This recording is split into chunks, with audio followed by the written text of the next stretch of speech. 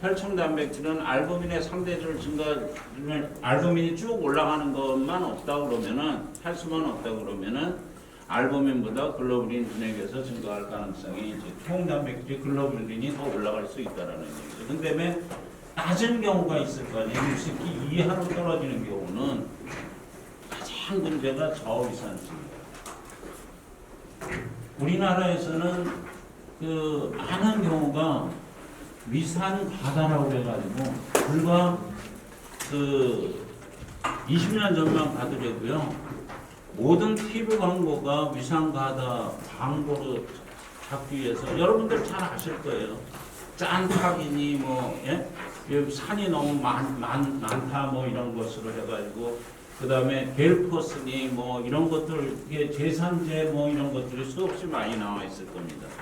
근데 우리나라 환자의 80%가 소화기관 환자의 위산 과다증은 없고 저위산증이라는 것이 밝혀져 있었습니다. 근데 그러면 그전에는 왜 그렇게 몰랐느냐? 제가 내과의 아주 그 원로 교수님한테 아니 어떻게 이게 대학에서 이렇게 계시는 분께서 이런 것도 이렇게 구분하지 못했습니까? 그러니까 글쎄 그게 말이야 위산 과다나 위산 저하나 증상이 비슷해. 네? 그러니까 심텀이 비슷하게 나타나니까 다 위산 과다로 이렇게 판정할 수뿐이 없었다라는 얘기를 해주셨었어요. 그리고 이제 그 단백질 섭취 부족에서 우리 요즘은 단백질 섭취 부족이 요즘 사람들은 거의 없을 거예요.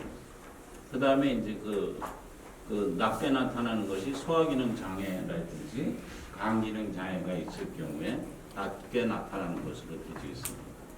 그 다음에 글로불린은 이 글로불린의 양에 따라서 이 위장관이니까 우리가 그 장관에 염증이 있는지 없는지를 판단하는 지표로 쓰이고 있어요. 그래서 글로불린의 양이 이게 기준 범위를 이게 벗어났을 경우에는 위장관에 염증이 있겠구나. 그러면은 그런 환자들이 너무 많잖아요. 뭐 먹지도 못하고 이런 환자들이 많지 않습니까? 먹기만 하면은 그냥 탈나고 이런 환자들을 판단하는데 토탈 프로테인 중에 그 글로불린의 양이 중요한 지표로 쓰이고 있다. 그래서 글로불린도 너무 높을 때 그 글로불린이 이제 그 토탈 프로테인이 낮을 때는 저위산증이라고 얘기했지만 글로불린이 너무 높을 때는 또 이게 저위산증 증상을 나타내고 있고 간세포 손상이라든가 그 다음에 글로불린의 양이 토탈 프로테인은 적절한데 글로불린의 양이 높다라는 얘기는 중금속이 있을 수 있는 가능성이 굉장히 높다라는 얘기입니다. 그럴 경우에는 그 모발 검사를 해보는 것이 이게 중금속을 구분하는 방법은 가장 정확한 것이 현재까지 현대의학으로서 알려져 있는 것은 현재까지로는 모발 조직 검사가 가장 정확한 것으로 알려져 있습니다. 그다음에 글로불린의 양이 낮은 경우는 이제 면역 부전이라든가 소화기능 장애, 염증이 있는 것으로다가 이제 판단이 하는 거죠. 글로불린이 낮게 나타나는 경우가 이제 그런 식으로 다 쓰여지는 겁니다. 그다음에 알부민은 뭐 우리가 뭐 알부민 주사에 대해서는 너무 많은 정보를 하고 있어서 별 그게 없겠지만 이게 그 영양소가 부족하다고 많은 암 환자들 뭐 중증 환자들한테 하는데 알부민은 이제 탈수를 알아내는데 알부민이 높으면은 탈수 증상을 알아내는 데 있는 지표를 쓰이고 있고 낮았을 경우에는 저위산, 위산 부족에 의한 소화장애, 그다음에 영양소와 단백질 결핍, 간기능 장애 뭐 이런 것들이 있을 수 있다는 것을 평가해주는 지표로 쓰이고 있습니다. 그 다음에 블러드 우리아 니트로겐 그래가지고 혈액 질소라고 얘기할 수 있는데 어는 요소로부터 형성되고 이게 단백질 분해에서 그래서 이제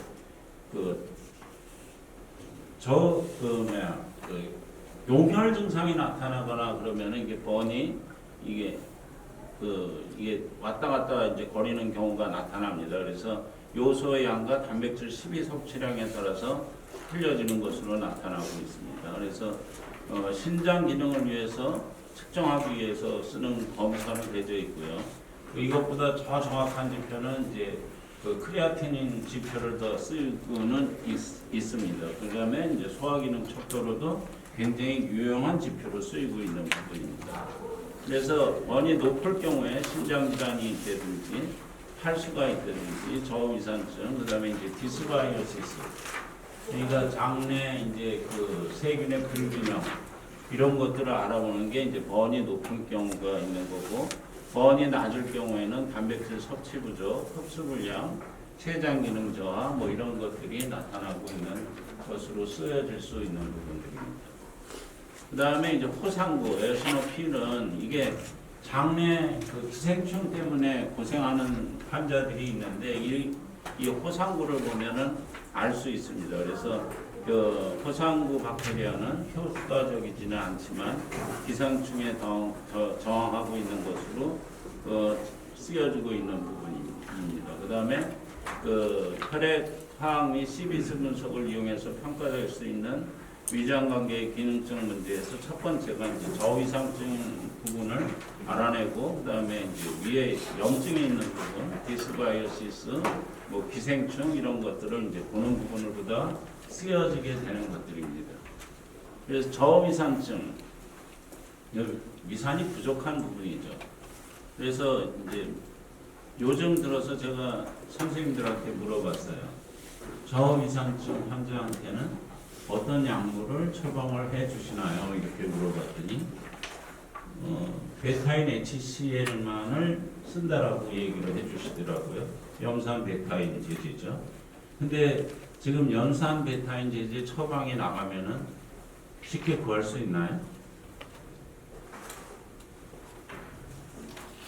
염산 베타인 제제, 베타인 HCL 처방 안 내시나요? 저위산증 환자들한테. 근데 이 약이 없어졌어요. 이게 약이라는 게 저도 이제 그 의약품 회사에 오랫동안 있었고 그래봤는데 약이라는 게 꼭 필요한 약인데도 불구하고 제약회사에서 만들어내지 않는 약들이 저위산증 환자한테는 베타인 HCL이 꼭 필요해요. 그래서 그거 없으면 어떻게 해요? 베타인 HCL 없으면 어떻게 해요? 그러면 식초 먹여야지 뭐 이렇게 얘기를 해요. 네? 근데 베타인 HCL을 몇 년 전까지만 해도 나왔었어요. 근데 안 나와요. 제약회사에서 만들어내봐야 만들어내면 낼수록 적자가 난다 그러니까 안 쓰고 있는 거거든요.